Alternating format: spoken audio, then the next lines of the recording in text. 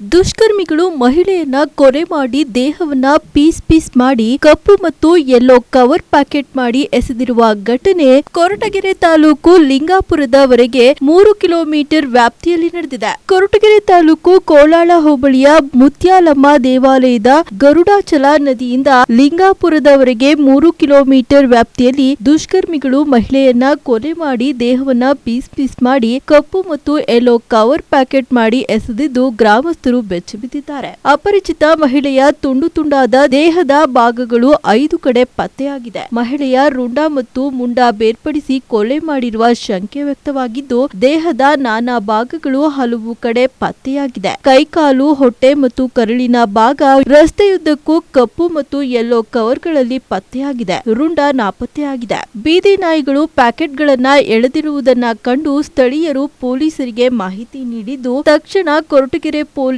ಅಧಿಕಾರಿಗಳು ಹಾಗೂ ಸಿಬ್ಬಂದಿ ಘಟನಾ ಸ್ಥಳಕ್ಕೆ ಭೇಟಿ ನೀಡಿ ಪರಿಶೀಲನೆ ನಡೆಸಿದ್ರು. ದೇಹದ ಭಾಗಗಳನ್ನ ಕಂಡು ಪೊಲೀಸರೇ ದಿಗ್ಭ್ರಮೆಗೊಂಡಿದ್ದಾರೆ. ಪೊಲೀಸ್ ಅಧಿಕಾರಿಗಳು ಅಲ್ಲೇ ಬೀಡು ಬಿಟ್ಟಿದ್ದಾರೆ. ಘಟನಾ ಸ್ಥಳಕ್ಕೆ ತುಮಕೂರು ಎಸ್ಪಿ ಅಶೋಕ್ ಭೇಟಿ ನೀಡಿ ಪರಿಶೀಲನೆ ನಡೆಸಿದ್ದಾರೆ. ಸದ್ಯ ಪ್ರಕರಣ ಕೊರಟಗೆರೆ ತಾಲೂಕು ಪೊಲೀಸ್ ಠಾಣೆಯಲ್ಲಿ ದಾಖಲಾಗಿದೆ.